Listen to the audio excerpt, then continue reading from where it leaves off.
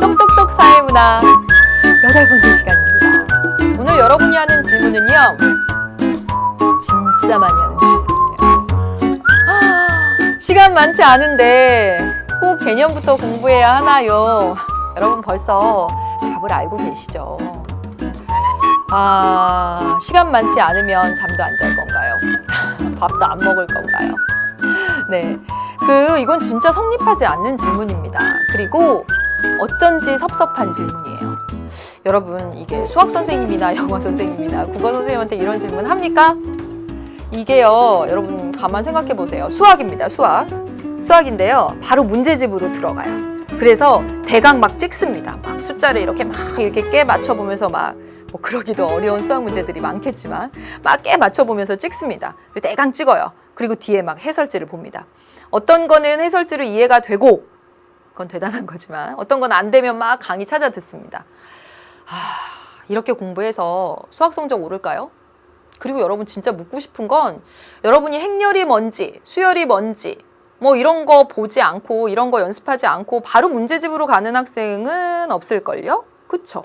여러분 대부분 수학 개념을 공부하고 그 개념을 문제에 적용하느라고 막 끙끙끙 됩니다. 수학은 문제에 적용하는 것도 참 쉽지가 않잖아요. 아무튼 그래서 수학 공부를 하던 다른 공부를 하던 개념 공부부터 먼저 하고 행렬이 뭔지 살펴보고 그리고 문제로 가는데, 왜 탐구만큼은, 왜 사회문화만큼은 여러분 시간 많지 않은데 개념부터 해야 되냐고 이렇게 물어봅니까? 섭섭하게.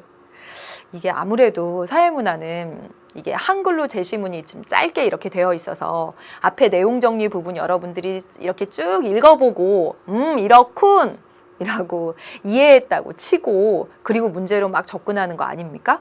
그렇게 여러분 하시죠. 그쵸? 그건 여러분 진짜 바람직한 방법이 아닙니다. 여러분이 진짜 많이 하는 질문이 이거예요. 시간 많지 않은데 수능 특강 먼저 하면 안 돼요? 이거 합니다. 그리고요, 6월 이후에 수능 완성 나오면 선생님 시간 많지 않은데 수능 완성부터 하면 안 돼요? 이렇게 말합니다. 아니죠. 그쵸? 수능 특강, 수능 완성은 문제집입니다. 어떤 공부도 문제집으로 먼저 돌진하는 공부는 없습니다. 여러분 공부가 뭐예요? 개념을 익히죠. 개념을 막 익혀서 여러분의 머릿속에 체계적으로 정리한 다음에 그 다음에 그것을 정말 체계적으로 정리했는지 알아보기 위해서 문제집에 적용해 보는 거죠. 그래서 문제집을 가는 거잖아요. 수능특강, 수능완성은 문제집입니다. 여러분 시간 많지 않은데 수능특강부터 해도 돼요? 라는 말은 성립하지 않는다라는 거죠. 수능특강 앞에 있는 개념 정리 부분들 여러분이 쭉 읽어보면서 문제 푸는 거, 그건 진짜 공부가 아닙니다. 여러분 제가 진짜 공부, 가짜 공부 이야기를 많이 하거든요. 사실은 여러분이 진짜 공부가 아닌 가짜 공부를 정말 많이 했습니다. 이 공부한 느낌을 갖기 위해서죠. 그러면서 여러분은 그렇게 말하죠. 저 공부 열심히 했는데 왜 성적이 안 오르는 거죠? 라고 말 많이 합니다. 국어 공부도 여러분 가짜 공부 많이 합니다. 앞에 있는 개념 정리 쭉 읽어보고 뒤에 문제를 확신을 갖고 문제를 푸는 것이 아니라 이건 틀렸고 이건 맞았고 틀린 이유는 무엇이고 라는 것들을 즉각 머릿속으로 생각하면서 문제를 푸는 것이 아니라 감으로 푸는 경우가 많죠. 개념을 확실히 익히지 않은 상태에서 감으로 하는 경우가 정말 많습니다. 그게 바로 가짜 공부예요. 여러분 개념하지 않고 그냥 수능특강부터 하면 안 되나요? 라는 말은 여러분이 진짜 공부가 아니라 가짜 공부를 하겠다는 말과 마찬가지입니다. 여러분은 정말 이제 진짜 공부하셔야 돼요. 시간이 한 달 앞으로 남아있건 수능이 뭐 진짜 2주, 3주 앞으로 남아있어도 문제집으로 먼저 돌진하는 것이 아니라 자주 출제되는 개념부터 먼저 살펴봐야 되는 거죠. 진짜 공부하셔야 된다라는 겁니다. 진짜 공부하는 건 개념부터입니다. 그래서 개념부터 공부한다라고 하는 것이 무엇인지를 제가 설명드릴게요. 사회문화 공부한 학생들 이거 배웠죠? 독립변수, 종속변수, 그리고 실험집단, 통제집단 배웠습니다. 독립변수가 뭐죠? 맞아요. 원인이 되는 변수를 독립변수라고 합니다. 원인이 되는 변수, 원인이 되는 변수, 원인이 되는 변수 그렇게 공부하셔야 돼요. 그리고 독립변수는요. 원인의 영향을 받아서 그에 따라 값이 변화하는, 즉 결과가 되는 변수입니다. 그래서 쉽게 독립변수를 원인이 되는 변수, 종속변수를 결과가 되는 변수, 그렇게 배웠습니다. 그렇게 익히셔야 돼요. 그리고 여러 사례를 두고 이게 독립변수고 이게 종속변수고 찾는 연습까지 하는 거, 그게 개념 공부입니다. 그 다음에 문제집으로 가야 된다라는 거죠. 실험 집단은 뭡니까? 독립변수를 처치한 집단을 실험 집단이라고 합니다. 그리고요, 통제 집단은요, 실험 집단과 비교하기 위해서 독립변수를 처치하지 않은 집단을 실험 집단이라고 한다라는 거죠.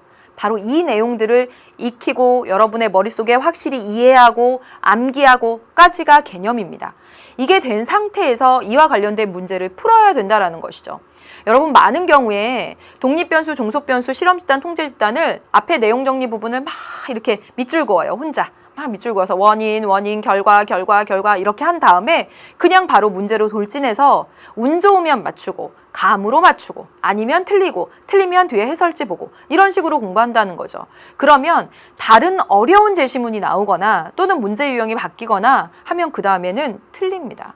그래서 성적이 오르지 않는 거예요. 독립변수, 종속변수, 실험집단, 통제집단, 예를 들어서 그런 개념들을 익히고 그 용어에 익숙해지고 사례로서 이해하고 하는 식으로 개념을 공부한 다음에 문제로 가는 거죠.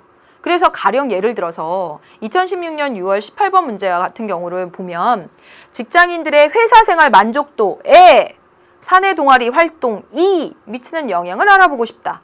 다시 여러분 들어볼까요? 회사생활 만족도에 사내 동아리 활동이 미치는 영향이라고 했습니다.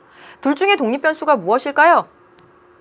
그쵸. 원인이 되는 변수, 사내 동아리 활동이 회사생활 만족도에 미치는 영향이니까 사내 동아리 활동이 독립변수, 그에 따라서 나타나는 만족도가 종속변수, 결과가 된다라는 겁니다.